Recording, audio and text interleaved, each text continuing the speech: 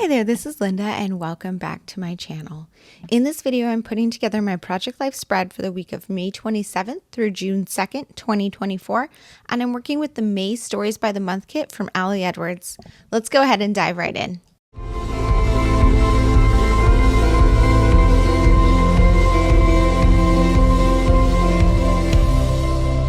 Okay, so for this one, I'm working with the May Stories by the Month. And I have already opened it and kind of pulled a bunch of things out and looked through the kit, but I haven't used it yet, I don't believe. But every month this year, the Stories by the Month kit has come with a title card and a card like this to include ephemera. So I've been using those throughout the year. So I'm going to start with those and then I'm going to lay my photos out before I go through the rest of the kit. So this week was actually super busy. A lot was going on, but I didn't really take a lot of photos of the things that were going on. I took some like random little photos around the house and stuff, but I didn't really capture, like, my friend came to visit. We did a lot of shopping. We went out. I did capture the ice cream. We went out for ice cream, but I didn't take pictures with my friend. I didn't take pictures with people. Which is kind of normal for me, honestly. So I have a lot of these just like little photos around the house, and I'll tell more of the story in my journaling. So I'm just kind of going through here, the cards. I have this one spot here. I might just put like a filler or something. I'm not sure. Maybe I'll go through and see what ephemera I have. But I kind of like the look of that one. I kind of like the idea of layering it with one of these other ones like that, maybe. Unsure. Let's see. This is a journaling card. I could also use this and tell like 4 stories. And a card like this, I would often cut it up, but because they have all those like brush edges, I feel like it might just be easier to put it like that and tell the story of some little things happening this month. So now let's see, where are the 3x4 cards? So here's like my ephemera for the month that I have to like cut up and put in there. And then let's see. This was, I got a new planner. That one I might just put by itself and crop these other things up. We'll see. Let's see what I have here today. It's a very good day. So I did have a story about my friend visiting on Friday, and then Saturday was like a busy shopping, went a bunch of places day. So I will probably want to do that. I did a bunch of yard work this weekend, so I probably want to do that. Here's the calendar. I've been using these. Honestly, I don't love this black on green. It's hard to read, so I'm not sure I'm going to use that one. Haven't been using these. Let's see. And then I'm just looking through what I have. That one is a cute one. These, love this month. These are really cute as like embellishments to add onto things, but I feel like they're too big to put on the 3x4 photos. I like this one as like a filler. Oh, I love this too. I'm trying to think, like I could layer, I don't know. I think I actually just want it like on a white background because these photos are all so bright. So I'm thinking I could so I have this. I'm just trying to like talk through my story. So I have this for like little stories, and then I like to do like bullet points too. So maybe I could do that rather than a longer journaling card about the weekend. And then, yeah, I think that is a good starting place to fill in my pockets. And then I'm going to go ahead and put you guys on fast forward, fill in my stories, fill in my ephemera card, and see what else I want to add in here. Okay, so I really am enjoying working with these Stories by the Month kits this year. I feel like these spreads are the most fun because of all the ephemera, and maybe next year I'm going to try to find a way to work it into more of my spreads. I'm starting here after doing the dates on my title card with trimming down this label or whatever it is. It's like a little card that came in my new planner, and I actually had a photo of the new planner in the prior week because that was when I actually got it, but I had stuck that in with this stuff because I was considering putting on this ephemera card, but I had so many different things and I didn't want to cut it this small.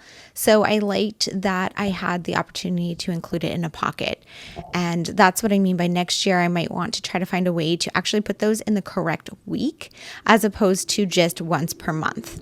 Moving on to this ephemera card here, I added a piece of wrapping paper from my daughter's birthday. I just saved a bit of the wrapping paper that I had used, one of the scraps from when I was wrapping. I had a little label thing or like card that came in with an art print that I purchased from Rifle Paper to hang on the wall. The label or packaging from a new hose I got from for the garden. This was packaging from some little potatoes that we had for dinner one night. And then a thing that said like ombre was a package from one of the gifts that I got my daughter for her birthday. We celebrated her birthday this month, not this week, but I did have a few of those pieces of ephemera saved from earlier this month when we celebrated. For this card here, I'm just trimming down some white cardstock to adhere that vellum on that says May Stories, just because I don't want it to be transparent into the following week. I believe I already did that spread, or maybe I hadn't done it yet when I was putting this one together, but I didn't want the vellum to be transparent. I wanted to be able to put another card on the back. So I just added it on top of white cardstock, and that is something I'm doing with a lot of those vellum pieces this year.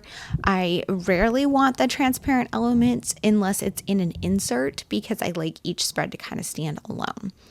Moving on to this 4x6 card, I think I talked about this a little bit at the beginning, but rather than cutting this card up, I'm just going to use this for my bullet point list for the 4 stories from this week.